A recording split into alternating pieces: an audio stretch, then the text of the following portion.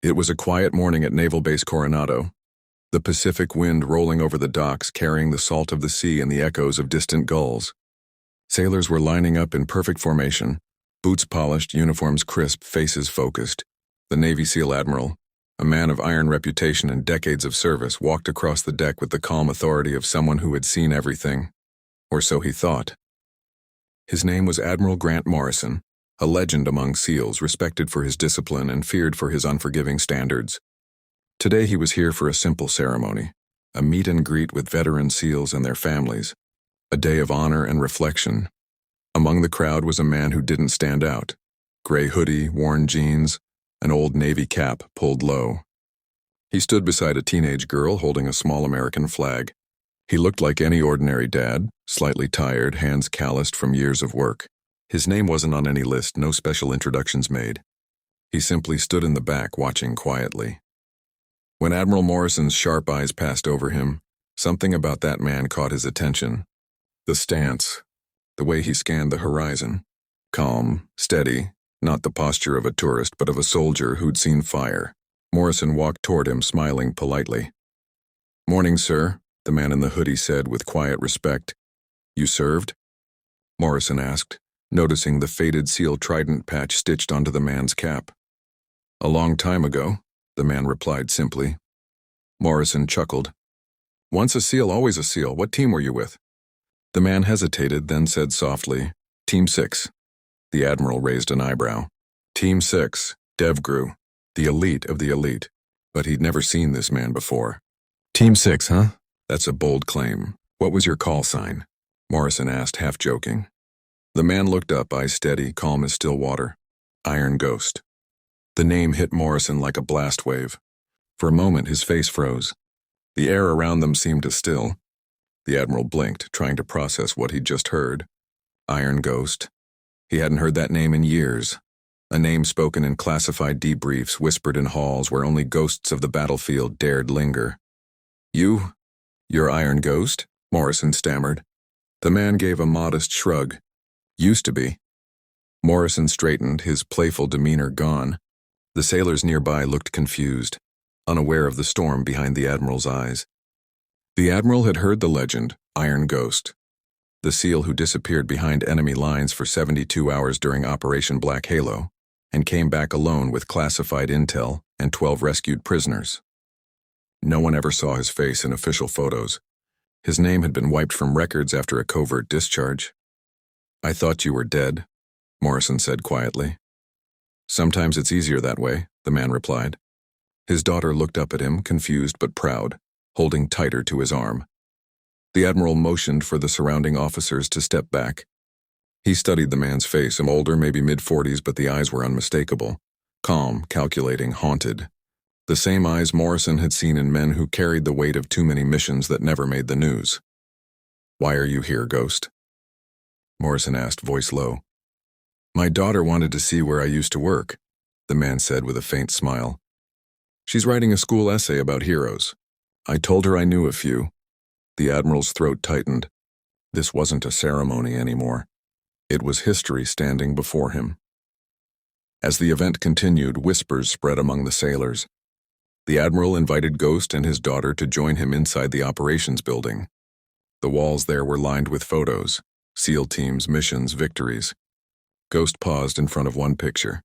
Team 6, Sun 7. A younger version of him stood in the background, barely visible, face half-turned. "You were there," Morrison said softly. "Yeah," Ghost replied. "That was the day everything changed." He sat down at a metal table as the Admiral closed the door. "I was on the inside during Black Halo," Ghost said. "Our mission wasn't just extraction, and it was containment. We weren't supposed to make it out. Someone leaked intel and the whole op went sideways. We lost 9 men that day." His voice broke for a second, the memories clawing their way back. "Command pulled us out, but I stayed. There were prisoners, locals.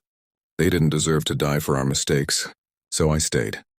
Morrison leaned forward, remembering the after-action report. "They said one SEAL went dark. They called him a deserter at first, then changed the status to MIA. Ghost nodded. "I was a ghost long before they called me one. I got the prisoners out through the old pipeline under Sector 9. Took 3 days. I lost everything but my knife and my radio. When I came back, they told me to disappear. So I did. He glanced at his daughter, smiling softly. Then I became a dad. That's my new mission. The Admiral sat back speechless. The room was heavy with silence. For a man who had commanded hundreds of operations, Morrison now felt like a student before a living legend. You never got your medal, Morrison said quietly. Don't need it, Ghost replied. The ones who didn't come home deserve that honor more. Just then the door opened and a young officer entered. Sir, we need you outside for the photo op. The Admiral nodded but turned back to Ghost. You should be in that photo. Ghost shook his head. My time's over. Let the new ones have their moment. When they stepped outside, the sunlight glinted off the ocean. The crowd was still there, cameras flashing, flags waving. Morrison stepped up to the mic, his voice deep and commanding. Today we honor not just the SEALs we see, but those who live among us quietly, carrying stories we'll never fully know. Men who gave everything and asked for nothing. Some heroes don't wear uniforms anymore. Some wear hoodies and baseball caps.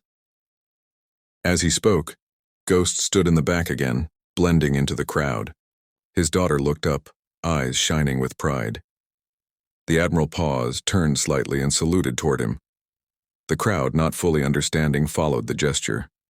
Dozens of sailors saluted a man whose name they didn't know, a ghost among them.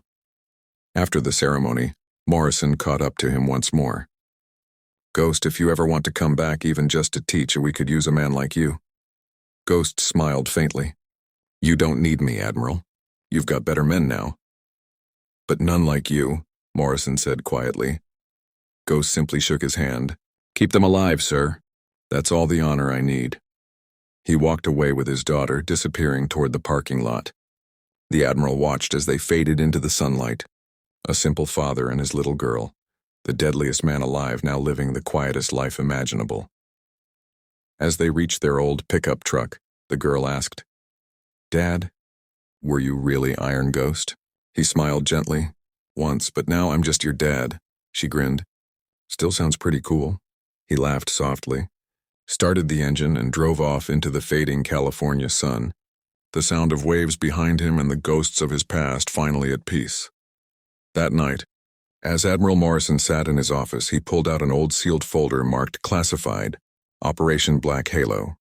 He opened it, revealing a faded photo of a younger Iron Ghost, eyes like steel. At the bottom was a line handwritten in red ink. Status, unknown. Mission completed. The Admiral smiled faintly. Welcome home, Ghost. And with that, the legend of Iron Ghost. The man who disappeared, the soldier who became a father, and the ghost who taught an admiral humility, lived quietly on, far away from the noise of war.